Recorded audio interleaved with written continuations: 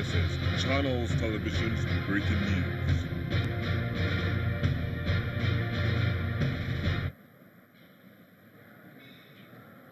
Well, news just coming in says that the Prince of Wales, Prince Charles, and his wife, the Duchess of Cornwall, Camilla, have arrived in Abuja for a 3-day visit to Nigeria. It is part of their 9-day tour of Africa.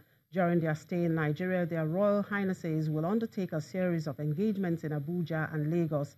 Prince Charles has made 3 previous official visits to Nigeria in 1990, 1999, and 2006. This would be the Duchess of Cornwall's first visit to Nigeria. Well, let's get back to Conrad. Well, Conrad, we just had an information now that the Prince of Wales, Prince Charles, and his wife have arrived at Abuja, so we just had to make that announcement. Anyway, we were talking about some corporate news there, and this time we'll look at Toyota. Now, Toyota surprised the markets with an upbeat earnings report. The Japanese car maker increased its guidance, gave out ambitious targets. What are traders saying in Frankfurt? Is the competition from Japan for German car makers getting tougher? Yes, it's definitely getting tougher. Toyota has a lot of assets in its hands. For example, it's not nearly as much dependent on the diesel technology compared to the German automakers. Also, if you look at North America, Toyota is a big producer there, and even though its supply chains and production lines in North America are affected, for example, by the steel tariffs, the American steel tariffs for Canadian and Mexican steel, which are still in place. This seems to be a problem that Toyota can handle.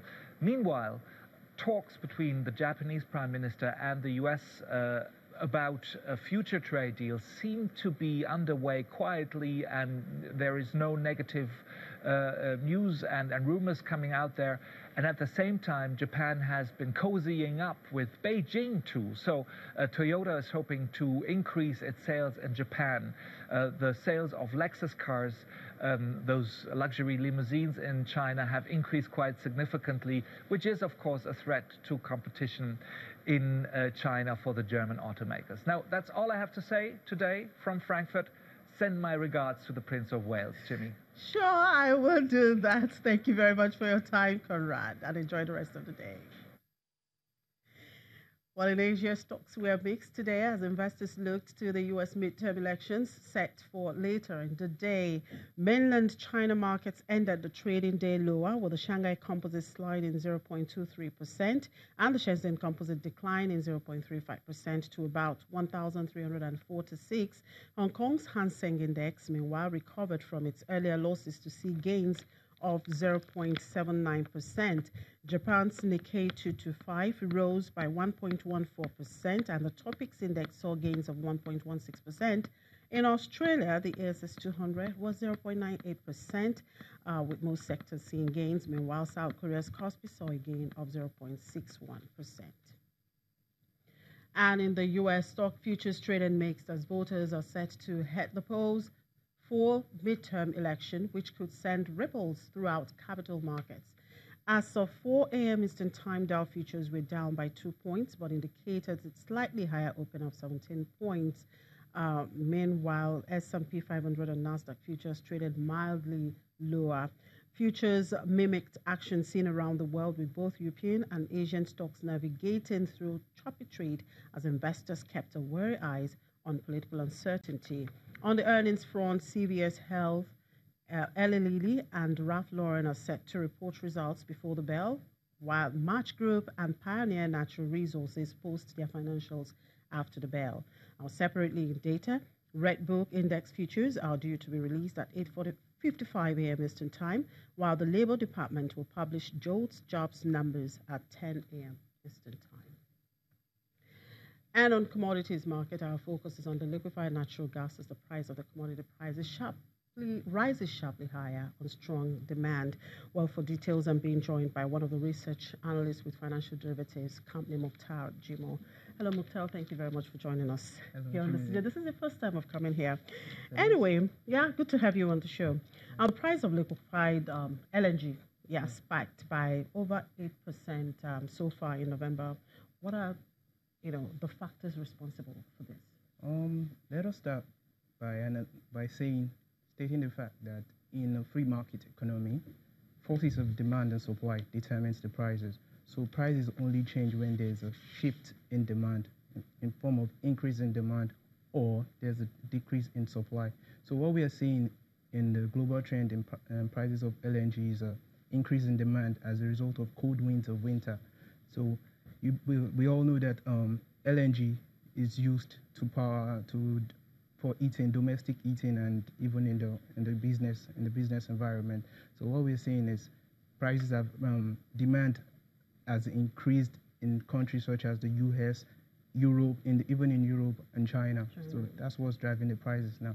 All right, LNG accounts for 12.6% of Nigerian export. What are the implications of these price increases on Nigeria's trade balance, external reserves, and of course the value of the naira? Yes, like you've rightly said, LNG accounts for 12.6% of Nigeria's export and is the second largest export of Nigeria. So ordinarily, by implication, a rally in the global prices of LNG should translate to higher revenues for Nigeria, external reserve accretion, but we should understand that the external reserve has been declining on a consistent basis since July. So we might not, the trend is not likely to reverse, but we might see the magnitude of decline reducing over and over again because of that. Now, just a quick one. With all you have said, will this mean anything for the inflation numbers? You just released your inflation forecast for October yesterday, 11.25%. That's what you hope inflation would be for October. Yes, we are projecting that headline inflation would increase marginally, and that is going to be driven by supply disruption in food index. However, the link between the LNG prices and inflation is that Nigeria we do not have enough capacity to produce the liquefied petroleum gas which is gotten from the LNG. So we have to import this product. So it's only natural because the market is unregulated as the case when you compare it to oil prices. The domestic premium motor spirits, for instance. So it is unregulated. So prices tend to mirror global trend in prices. All right. Thank you for your time, Mukhtar.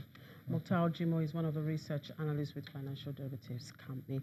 We'll take a break, and when we come back, we'll cross over to the Nigerian equities market for the details of today's trading. Just stay with us.